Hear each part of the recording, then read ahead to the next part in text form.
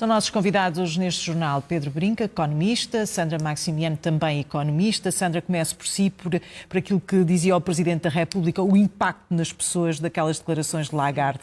E hoje temos na rua a CGTP a pedir aumentos de salários, Lagarde a dizer não se podem aumentar salários, não se pode dar mais apoios e as taxas vão subir. Sim, eu até destacava aqui um pouco a questão da comunicação, a questão que o Presidente veio dizer que é preciso ter cuidado na forma de comunicar. Não só, portanto, a comunicação, a mensagem que foi dita, não é? Isso que já era expectável, não é? Então, que haveria um novo aumento das taxas de juros, portanto não há uma grande novidade aí.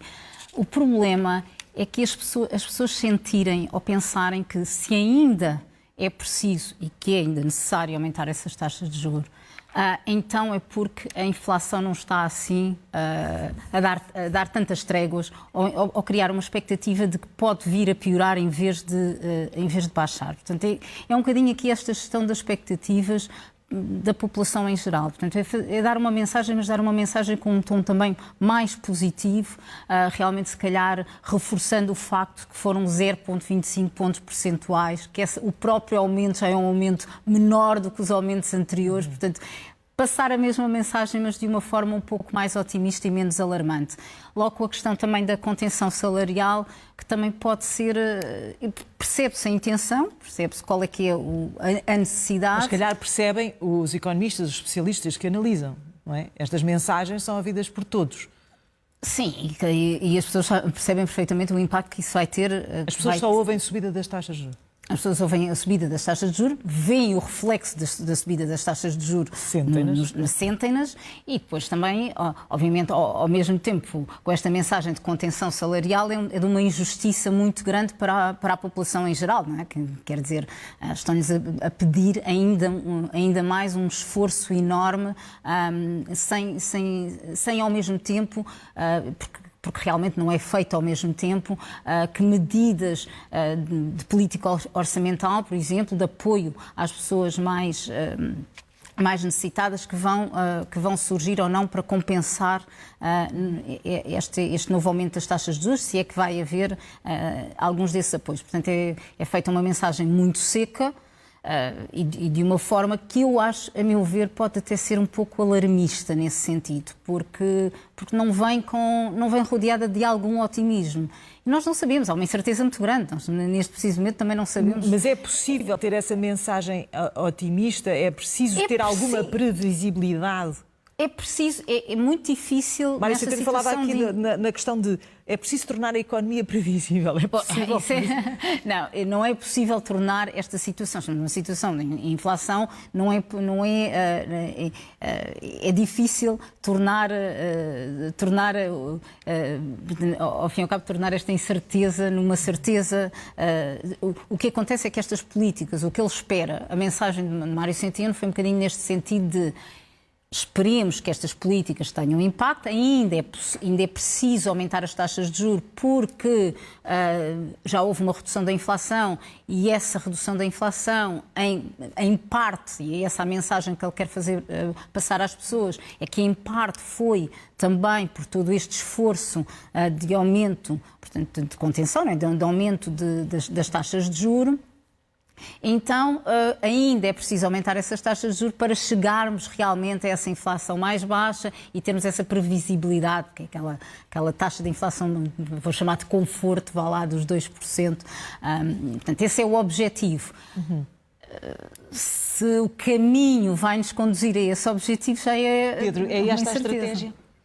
Não sei, eu tenho uma leitura um bocadinho diferente da questão das comunicações dos bancos centrais. O Banco Central tem como objetivo, a médio prazo, atingir os 2% e não pode ter qualquer outro tipo de comunicação que não seja uma inabalável confiança de que fará tudo aquilo que tiver que fazer para o atingir. Porque no dia que governos, famílias, empresários acreditarem que o Banco Central Europeu não tem essa inabalável confiança nos seus instrumentos e a determinação em os usar, será o dia em que vamos começar a acreditar que eles não atingirão os 2%.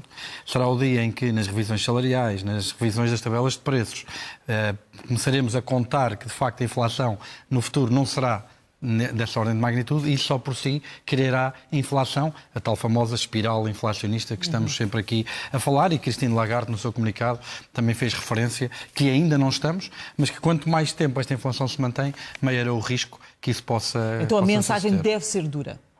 A mensagem tem que ser dura. Agora, vamos lá ver. É óbvio que não há nenhum combate à inflação que possa justificar pessoas em privação social e material grave.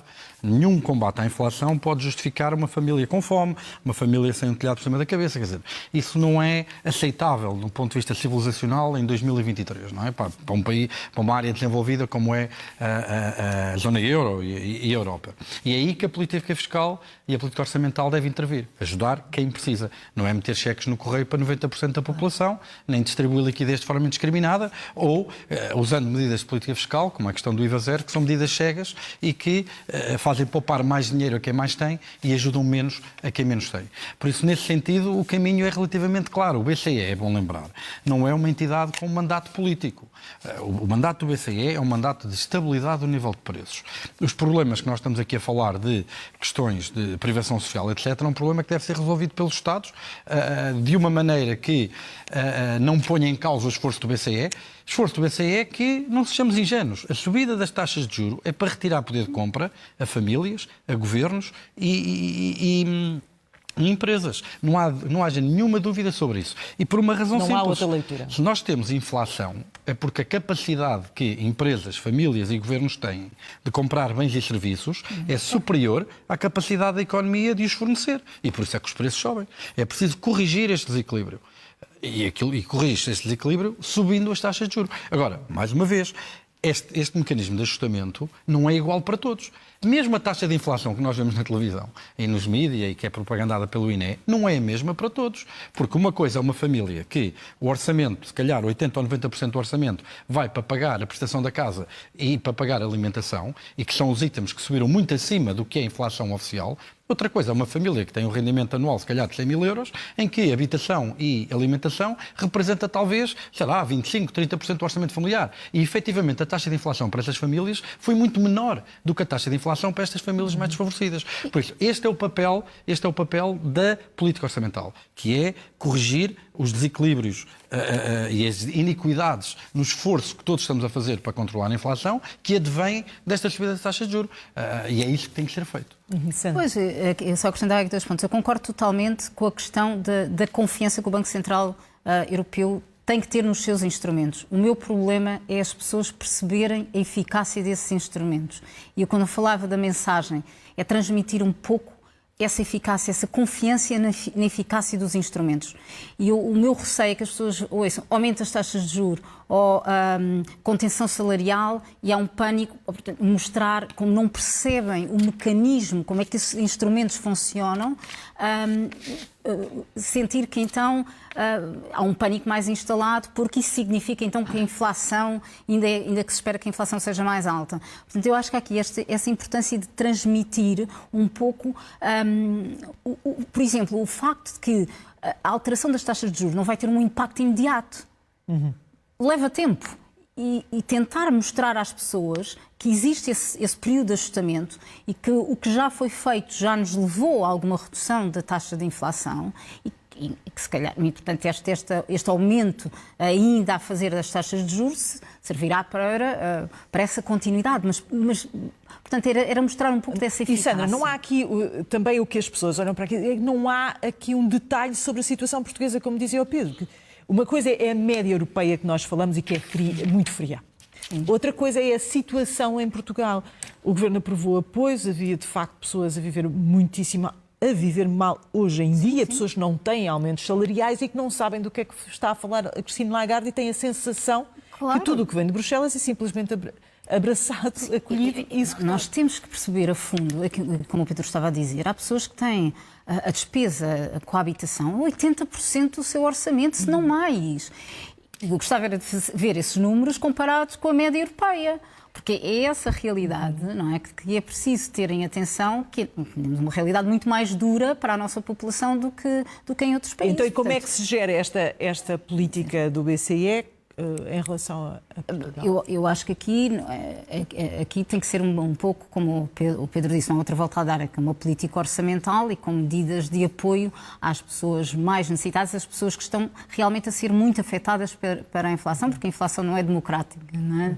É basicamente afeta as pessoas de uma forma muito diferente. Promove a desigualdade. Promove a desigualdade e mesmo o aumento das taxas de juros com o objetivo que se pretende, que é arrefecer a economia e arrefecer o consumo, também não vai arrefecer o consumo de forma igual. O problema é esse, não é? Porque há pessoas que mesmo com este aumento das taxas de juros, ou mesmo com o aumento dos preços, continuam com os seus níveis de consumo altos. E, se calhar, e são esses níveis de consumo altos que nós queríamos combater. E é difícil o fazer.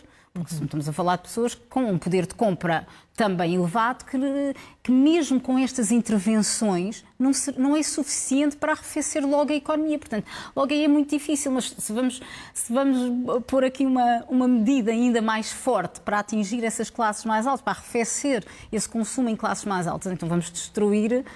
Então, o que é que... O poder de compra completamente. Eu queria só lançar aqui 2 pontos que me parecem importantes. O primeiro é que Christine Lagarde sublinhou bastante isso no seu discurso, a natureza da inflação está a mudar e também daí de algum pessimismo, não é? Porquê? O ano passado, aquilo que nós vimos foi o começo da escalada das taxas de juros e as famílias estavam a perder poder de compra real. Porquê? Porque o crescimento dos salários, que já tinha sido robusto no ano passado, cerca de 4,5% em termos nominais, ainda assim foi negativo em termos de poder aquisitivo, porque a inflação foi superior ao aumento dos salários. Nós já não estamos nessa situação. Nós, neste momento, já tivemos, por exemplo, aumento de salários no primeiro trimestre, taxa homóloga de 7,4%, muito próximo da taxa de inflação. O que significa que, neste momento, não existe uma perda de poder de compra que possa aliviar a pressão sobre os preços. E isso é um sinal de alarme e que faz com que o Banco Central Europeu acredite que esta queda rápida que nós vimos nos últimos meses da inflação possa não continuar a suceder e tenhamos aqui uma época de inflação mais persistente, se calhar não, obviamente, perto dos 7 ou 8% ou 9% que chegamos a ter, mas se calhar persistentemente nos 4, 5%. E este é um dos medos do Banco Central Europeu e talvez por isso, se calhar, o discurso tão duro que foi feito por Lagarde. Depois há aqui um segundo ponto que deixa Portugal em muitos maus lençóis, porque uma das preocupações do Banco Central Europeu tem a ver com o mecanismo de transmissão de política monetária. O que é que isto quer dizer? O Banco Central Europeu sobe as taxas de juros e, ao subir as taxas de juros, o crédito fica mais caro, as pessoas têm menos possibilidades de comprar, etc. A questão é que a maior parte da Europa tem crédito a taxa fixa. A maior parte do crédito hipotecário na Europa é taxa fixa. E Lagarde queixa-se disso no relatório, com algumas exceções, como Portugal, que tem 92% do crédito a taxa variável. Portugal aqui é apanhado completamente em contraciclo. E nessa perspectiva, temos nós um peso muito baixo nas considerações do BCE, porque somos 10 milhões numa zona euro que terá 100 e muitos milhões, ou 200 e tal milhões, aquilo que fica é que, de facto, estes problemas de Portugal vão contar muito pouco para o BCE e aí, que estou com a Sandra, será cada vez mais importante a resposta que o governo português puder dar à situação específica de Portugal e do combate à crise social. Sandra, para concluirmos, que resposta poderá ser essa para os próximos tempos? Apoios mais diretos às famílias que mais precisam, que tenham realmente um peso muito grande do empréstimo bancário no seu orçamento familiar, portanto, perceber isso. Nomeadamente, a questão da contenção salarial, não sei até que será uma contenção salarial que não seja igual para todos, não é? Portanto, podemos aqui fazer uma discriminação na própria contenção salarial, não é? Portanto, é uma outra forma. Agora, não políticas cegas, aqui como aqui já foi referido, a questão do IVA zero para determinados produtos. Aliás, porque já temos vindo a verificar uma alteração também da inflação ao nível dos próprios produtos. E agora uma inflação também mais em serviços, como cabeleireiros. Portanto, quer dizer, não vamos agora aqui andar a saltar de IVA zero de produto para produto, não faz qualquer sentido e é uma política muito discriminatória no sentido em que não vai beneficiar quem mais necessita. Portanto, é tentar dar dinheiro, falemos assim, que é basicamente isso, dar dinheiro a quem precisa. Sandra, Pedro, obrigada pela vossa análise neste jornal. Fazemos mais um intervalo. Até já.